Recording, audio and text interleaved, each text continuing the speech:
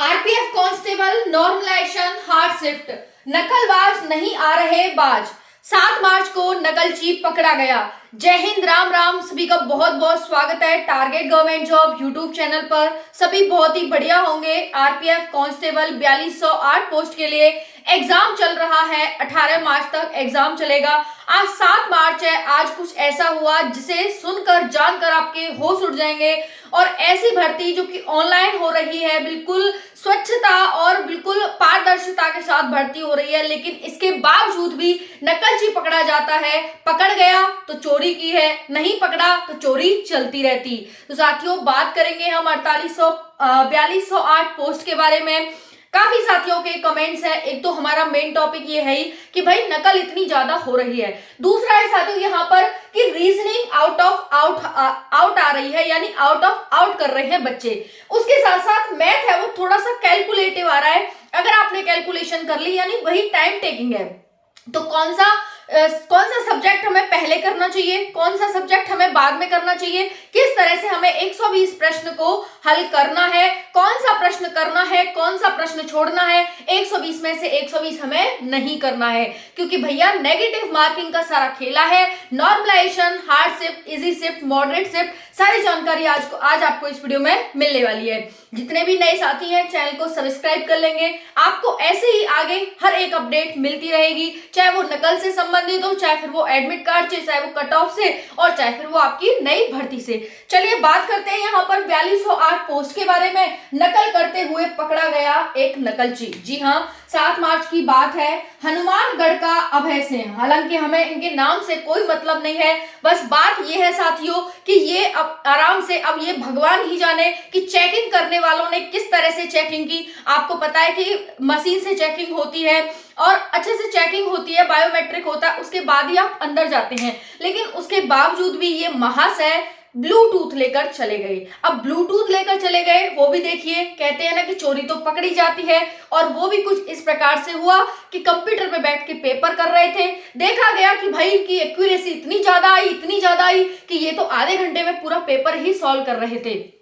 जब क्या हुआ कि भाई कहते हैं भगवान सब देखता है, अन्याय नहीं कर सकता। पढ़ने वाले बच्चों के साथ हुआ कुछ इस प्रकार कि इनका लैपटॉप में यानी कंप्यूटर में कुछ खराबी आ गई, यानी एकदम से बंद हो गया। इन्होंने मैम को बुलाया, जो वहां पर स्टाफ रहता है उसको बुलाया, और उन्होंने देखा कि इनके कान में ब्लूटूथ लगा हुआ है। तुरंत पकड़ा गया और वहीं की वहीं इनका पेपर रद्द कर दिया गया और इनके खिलाफ कार्रवाई की गई। तो हुआ आज कुछ इस प्रकार से। चलिए आगे की बात जानते हैं। आगे क्या है, कितना स्कोर सेफ रहेगा हमारा, पहले कौन सा सब्जेक्ट करना चाहिए, रीजनिंग आउट ऑफ आउट करनी है हमें, क्योंकि आही कुछ इस प्रकार से रही है। नकलबाज नहीं आ रहे बाज, हाफ आवर में पेपर पूरा। नेगेटिव का क्या है मतलब, 1/3 की नेगेटिव मार्किंग। 120 क्वेश्चन, 120 मार्क्स किस प्रकार से अटेम्प्ट करने हैं हमें 90 मिनट में। चलिए देखते हैं यहाँ पर साथियों। क्वेश्चन आ रहे हैं आपके कैलकुलेटिव क्या रीजनिंग में होती है? नहीं भाई, रीजनिंग में नहीं होती कैलकुलेशन तो आपकी मैथ में होती है।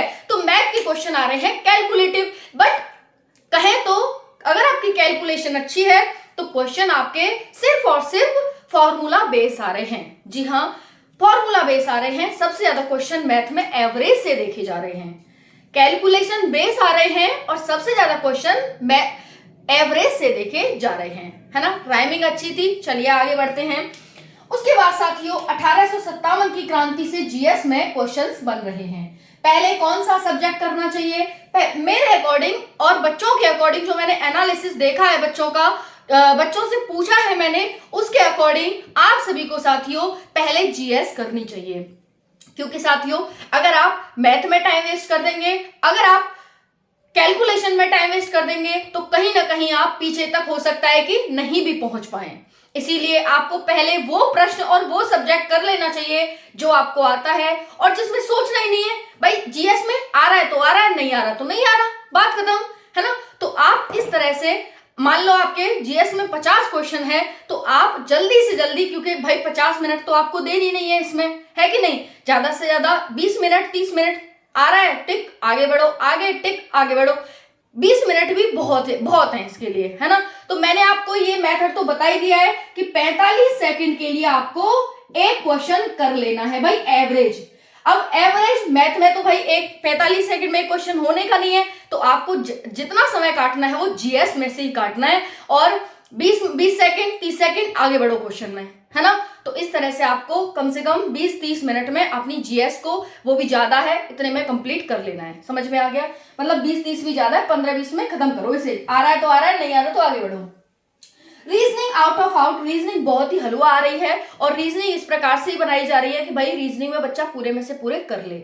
ओके, तो रीजनिंग को आप दूसरे नंबर पर उठाओ। तीसरे नंबर पर आपको मैथ उठाना है, तीसरे नंबर पर उठाना है मैथ। अगर आपने मैथ पहले नंबर पर उठा लिया तो भाई ये मान लो कि बेड़ा गर्क हो गया, ये समझ लेना, क्योंकि कैलकुलेशन आ रही है, और कैलकुलेशन में अगर आप एक बार फंस गए तो 90 मिनट का पता नहीं चलता, है ना। किसी का इंतजार करोगे तो 90 मिनट 90 साल के बराबर लगेंगे, लेकिन साथियों अगर आप पेपर देंगे तो 90 मिनट 90 सेकंड के बराबर लगेंगे। समझ में आ रहा है आपको? चलिए, तो तीसरे नंबर पर, पहले नंबर पर आप क्या करेंगे? पहले नंबर पर उठाएंगे जीएस, दूसरे नंबर पर उठाएंगे रीजनिंग, और तीसरे नंबर पर उठाएंगे आप मैथ। मैथ में वो भी अगर आपको आ रहा है, क्योंकि भाई लिमिटेड समय आ रहा है तो चलो ठीक है, उसमें दिमाग लगाना है कि हाँ भाई पहले क्वेश्चन देखा, समझा, स्ट्रक्चर बनाया, स्ट्रक्चर बन गया यहाँ पे तो लिख दिया, नहीं बना तो भाई सॉल्व करने की जरूरत ही नहीं है। समझ लो यहाँ पर बात को, तभी आपका सिलेक्शन हो पाएगा। आरपीएफ कांस्टेबल सब कुछ टाइमिंग का खेल है, स्पीड का खेल है। क्वेश्चन इतना हार्ड नहीं है, क्वेश्चन तो बच्चा कर ही लेगा,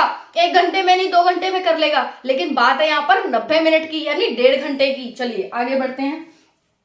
नकलबाज, चलिए कोई बात नहीं, पकड़ा गया बेचारा, जहां का भी था। ये था तनवीर मालवा नर्सिंग कॉलेज में, ये आज हादसा देखा गया है 7 मार्च का। बात कर लेते हैं, यहाँ पर हाफ आवर में पेपर कर रहे थे जनाब, कोई बात नहीं। चलो, नेगेटिव मार्किंग का क्या है मतलब? भाई नेगेटिव मार्किंग का बहुत बड़ा मतलब है, अगर आप यहाँ पर अगर 3 प्रश्न गलत कर देते हैं तो आपका 1 प्रश्न सीधा सीधा चला जाता है।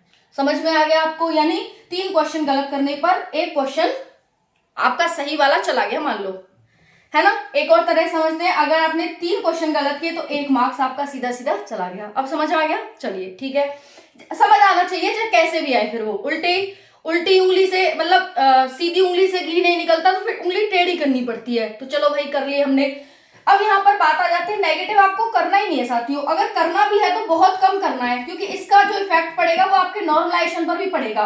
हार्ड शिफ्ट की बात आती है, भाई अगर आपको हार्ड शिफ्ट है कोई बात नहीं, टेंशन मत लो, नॉर्मलाइजेशन मिलेगा आपको भरपेट, आपका सिलेक्शन हो जाएगा। जितना इसी वाले का भी नहीं होगा उतना आपका हो जाएगा, बस आपको नेगेटिव मार्किंग से बचना है। इतनी बात समझ आ गई? आई होप कि ये सारी जानकारी आपको समझ आ गई होगी, और यूथ कंपटीशन की बुक आप जरूर से जरूर लगा रहे होंगे, ऐसी मैं आशा और उम्मीद करती हूँ। अभी भी बहुत सारे साथियों का एडमिट कार्ड नहीं आएगा, तो परेशान होने की जरूरत नहीं है। 18 मार्च तक पेपर चलेगा, 8-10 दिन पहले आपका सिटी आ जाएगी, और 4 दिन पहले आपका एडमिट कार्ड आ जाएगा। अगर 1-2 दिन लेट भी होता है तो कोई दिक्कत वाली बात नहीं, भाई टेक्निकल काम है, टेक्निकल इशू की वजह से कुछ हो जाता है, परेशान नहीं होना।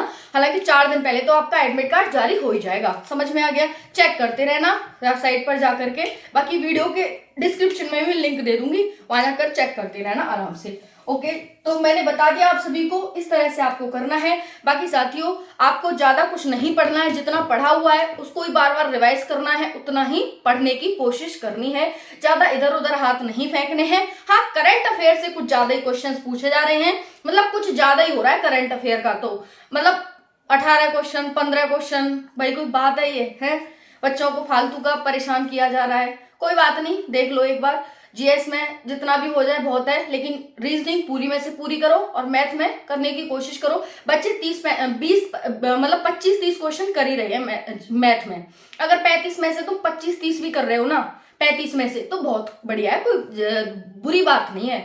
थैंक यू, जय हिंद।